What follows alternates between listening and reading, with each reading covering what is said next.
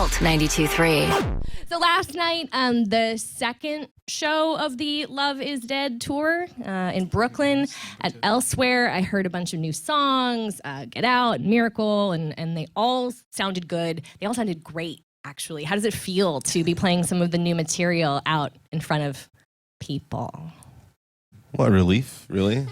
I feel like we've talked a lot about this record. I think we've done more setup for this one than we've ever done.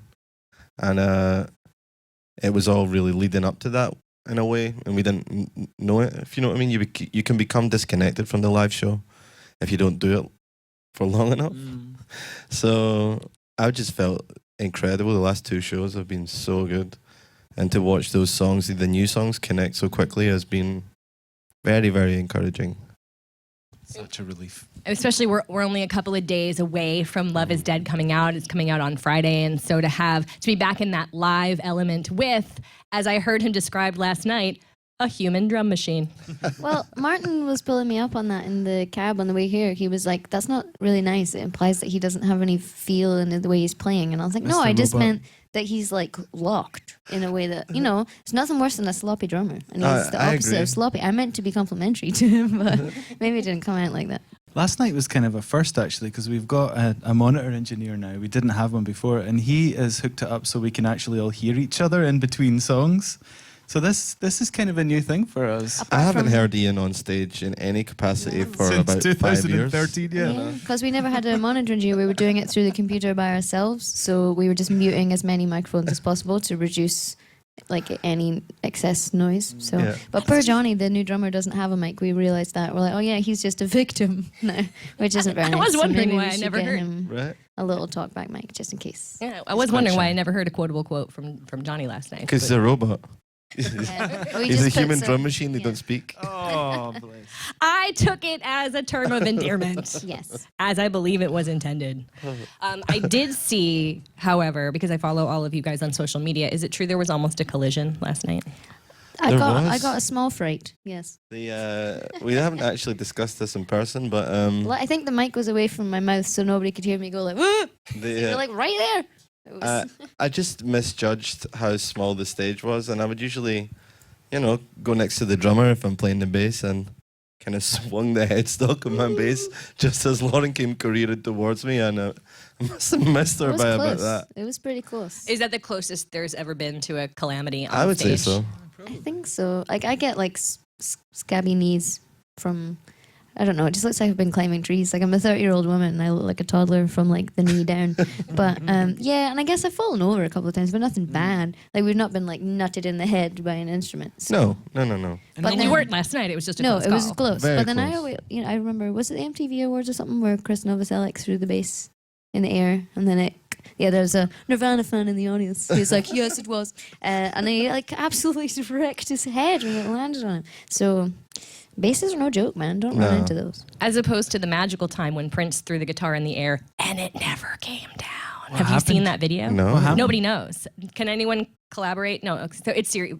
Look it up. I'll One look time it he was up, yeah. performing. I believe it was maybe a tribute to George to George Harrison, and he was performing. And I'm pretty sure. And if this is going to be online. Someone will be able to check immediately. Just pause the video and then look. What, the That ghost he of George finished the Harrison? solo and then threw it up in the air and then like walked away. No one's seen that guitar. George the, got the um, guitar. Is that the... Oh, I think that happened. Well, My Guitar Gently Weeps? And Yeah, it was epic. It was like a and he whole does, bunch like, of amazing. the most amazing solo of all time and then just casually discards his guitar. While everyone stands around going, Ah, because he's it's amazing. Prince. It's Wasn't powerful. So I know that, have all of you relocated to New York? Some of you, all of you, you're all here now. Kinda, yeah. I guess I came here between tours towards the end of the last record, and then we started writing in a little project space in Bushwick in like January last year.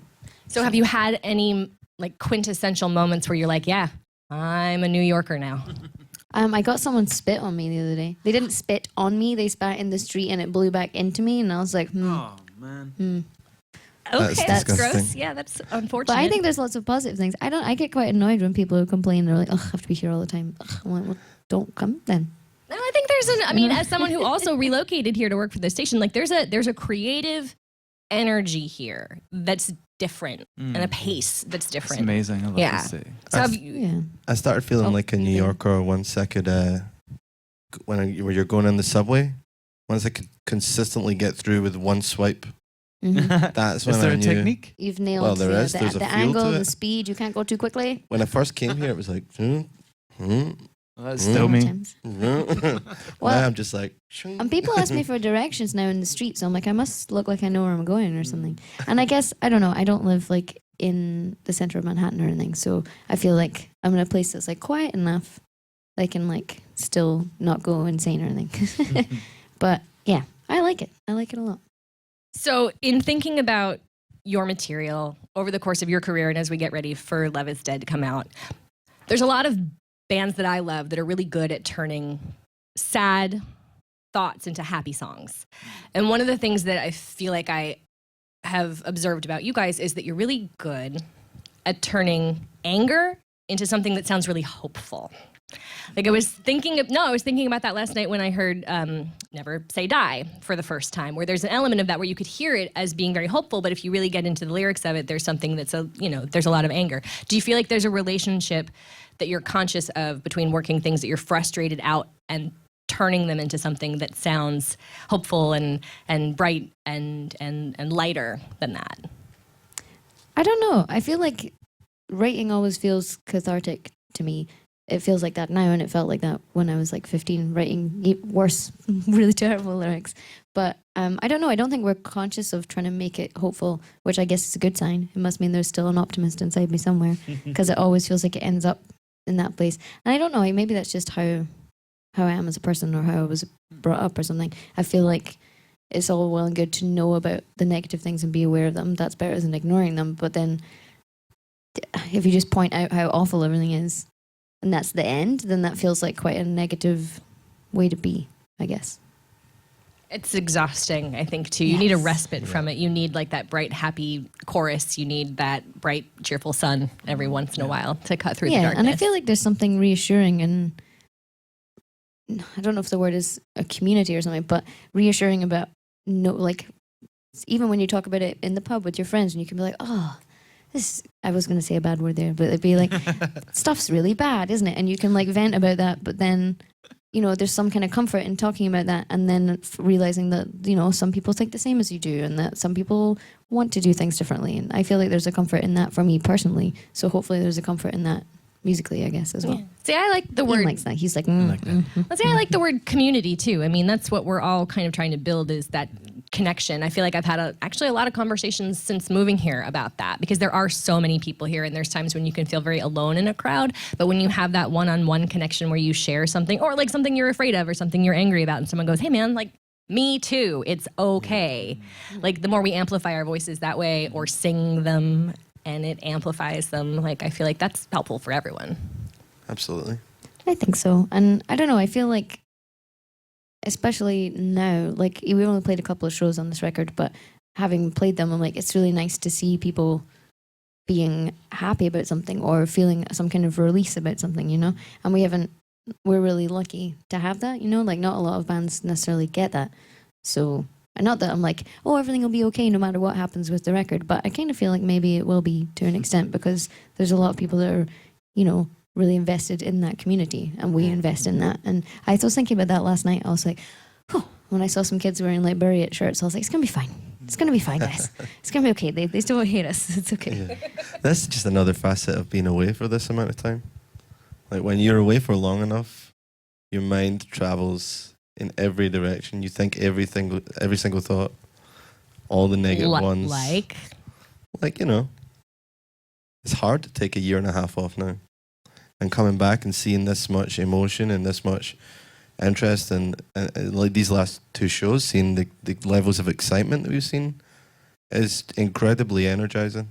There was a guy last night who knew the words to Graffiti, a song that's on the record, but we only played it on Saturday for the first time, and I was like, dude, you have been on YouTube. You have been on there. Like, I don't know how you picked the lyrics out, but then I was like, if there's like one person in the room that feels that strongly about it, I feel like that's a really good sign, I mean, I have a feeling you're going to end up seeing a lot of that. Yeah, maybe a couple.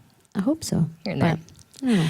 So the album is called Love is Dead. So I don't want to get too like esoteric about it, because like you said, you've talked enough about the record. It's time to like get into the music of it. But if love were to die, what do you think is the antidote to that?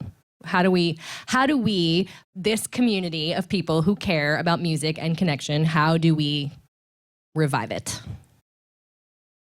That is a very difficult question. I'm really sorry. I didn't mean to get heavy, but like it's all I can think about. Like that's what the last song in the record's about. You have to listen all the way through and then you get a prize. No. Dun, dun, dun. I wish I was that smart, and then at the end I'm like, guys, I have all the answers to the questions of civilization. I think communication, but communication with empathy. I think that's how we get through it, rather than having, drawing attention to the massive sort of philosophical and political divide, to try and find common things that we as humans share and understand each other and have patience with each other. Those are all really good words. And I feel like, I don't know, sometimes when we talk about this stuff, you can tell people looking at us being like, oh, they're just so like wishy-washy and hippie, and they're like, everyone hold hands and sing Kumbaya. But I don't mean... Well, yeah, and I think there's some things that it's important to be angry about. To me, there's like a difference between constructive anger and anger for the sake of it, Like there are things, and I think it's funny with our band, especially like people have kind of dubbed us as angry in some ways. And I'm like, well, but I don't really necessarily feel like that. But if that's what you have to be perceived as to kind of be able to say what you think is right and wrong, then fine. But I don't think that's how you change people's minds in the long run, is like screaming in their face about something. I don't think people will listen in that way.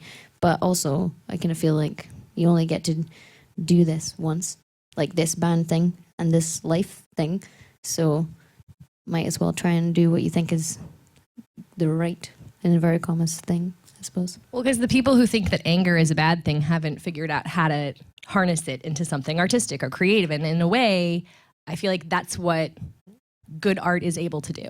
It's able to say, hey, look, this doesn't have to be it. It's not a closed loop. It can be an open circle that's collaborative, and it can be constructive. And like, I'm someone who cares very deeply about music and bands and the way it brings us all together. And that's, to me, what good art does. And I'm, again, not trying to be like, oh, let's put everything up on a pedestal, but I think that's what you guys are doing. And I'm happy to be part of it. Well, that's very kind. Thanks. And now I just noticed your tattoo while we've been doing this. I'm like, oh no, I didn't mean that like your tattoo is dead. No, well, I mean, my arm's still functional, so I think we're okay. Somebody on Twitter said today, what was it? Like we should have called it love on life support, so then it would be lols instead of lid. Lid is not a good album. That'll be the remix album. Lols. The next album is going to be called Long Live Love. Anyway, Love is Dead is out Friday. We are so happy to have you here, Chvrches. Thank you so much. It's our pleasure. Thank you.